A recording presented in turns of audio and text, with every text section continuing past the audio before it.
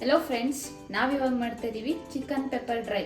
So ಇದಕ್ಕೆ ಬೇಕಾಗಿರೋಂಥ ಇಂಗ್ರೀಡಿಯೆಂಟ್ಸ್ನ note ಮಾಡ್ಕೊಳ್ಳಿ. First ನಾವು 1/2 kg ಚಿಕನ್ ತೊಗೊಳ್ಳೋಣ.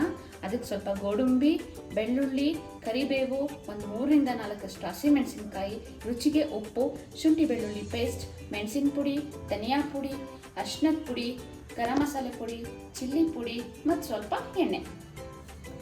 ಮೊದಲು ನಾವು ತಗೊಂಡಿದ್ದಂಥ ಗೋಡಂಬಿ, ಬೆಳ್ಳುಳ್ಳಿ, ಹಸಿರು ಮೆಣಸಿನ್ಕಾಯಿ ಮತ್ತು ಕರಿಬೇವನ್ನ ಸ್ವಲ್ಪ ಫ್ರೈ ಮಾಡಿಕೊಂಡು ಸೈಡಿಗೆ ಎತ್ತಿಟ್ಕೊಳ್ಳೋಣ. ಸ್ವಲ್ಪ ಎಣ್ಣೆ ಕಾದ್ಮೇಲೆ ಮೊದಲು ಗೋಡಂಬಿನ ರೋಸ್ಟ್ ಮಾಡ್ಕೊಳ್ಳೋಣ.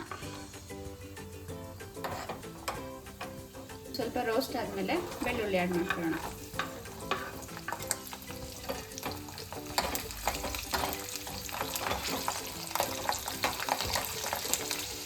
ಇವಾಗ ಹಸಿರು ಮೆಣಸಿನ್ಕಾಯಿ ಸೇರಿಸ್ಕೊಳ್ಳೋಣ. ಜೊತೆಗೆ ಕರಿಬೇವು ಕೂಡ ಹಾಕ್ಕೊಳ್ಳೋಣ. ಸೊ ಇವಾಗ ಆಲ್ಮೋಸ್ಟ್ ಫ್ರೈ ಆಗಿದೆ. ಅದನ್ನ ಸೈಡ್ಗೆ ಎತ್ತಿಟ್ಕೊಂಡ್ಬಿಡೋಣ.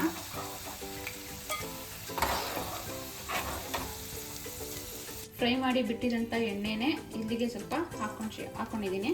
ಇವಾಗ ಇದಕ್ಕೆ ಮೊದಲು ಶುಂಠಿ ಬೆಳ್ಳುಳ್ಳಿ ಪೇಸ್ಟ್ ಹಾಕೊಳ್ಳೋಣ.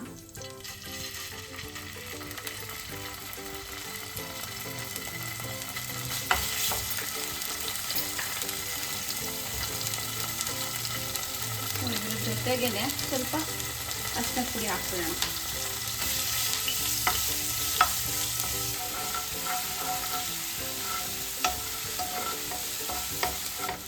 ಶುಂಠಿ ಬೆಳ್ಳುಳ್ಳಿ ಪೇಸ್ಟು ಹಸಿ ವಾಸನೆ ಹೋಗೋವರೆಗೂ ಫ್ರೈ ಮಾಡಿಕೊಂಡು ನೆಕ್ಸ್ಟ್ ಇದಕ್ಕೆ 1/2 kg ಚಿಕನ್ನ ಆ್ಯಡ್ ಮಾಡ್ಕೊಳ್ಳೋಣ.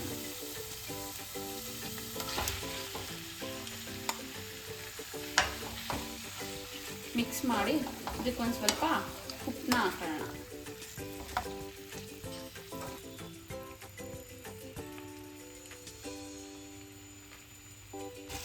ಒಂದು 10 ಮಿನಿಟ್ಸ್ ಚಿಕನ್ ನೀರೆಲ್ಲ ಬಿಟ್ಕೊಂಡು ಸ್ವಲ್ಪ ಆಯಿಲ್ ಫ್ರೀ ಆಗೋವರೆಗೂ ಫ್ರೈ ಆಗಲಿ.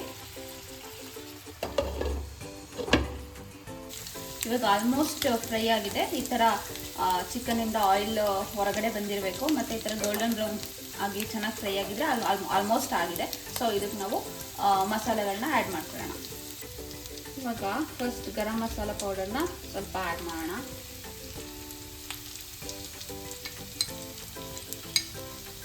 ಪುಡಿನ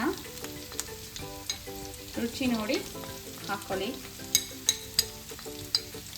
ಆಮೇಲೆ ಸ್ವಲ್ಪ ಧನಿಯಾ ಪೌಡರ್, ಪೆಪ್ಪರು ಸ್ವಲ್ಪ ಜಾಸ್ತಿ ಹಾಕೋಬೇಕು. ಎಲ್ಲ ಮಸಾಲೆ ಹಾಕೊಂಡ್ಮೇಲೆ ಚೆನ್ನಾಗಿ ಮಿಕ್ಸ್ ಮಾಡಿ ಲೋ ಫ್ಲೇಮಲ್ಲಿ 1 ಮಿನಿಟ್ ಈ ಥರ ಫ್ರೈ ಮಾಡ್ಕೋಬೇಕು.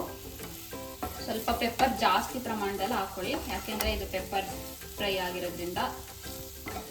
Almost done. ಸ್ಟಾರ್ಟಿಂಗಲ್ಲಿ ನಾವೇನು ಗೋಡಂಬಿ, ಬೆಳ್ಳುಳ್ಳಿ ಇದೆಲ್ಲ ಫ್ರೈ ಮಾಡಿಕೊಂಡು ಸೈಡಲ್ಲಿ ಎತ್ತಿಟ್ಕೊಂಡಿದ್ವಿ. ಸೊ ಅದನ್ನು ಇವಾಗ ಫೈನಲಿ ಆ್ಯಡ್ ಮಾಡ್ಕೊಳ್ಳೋಣ.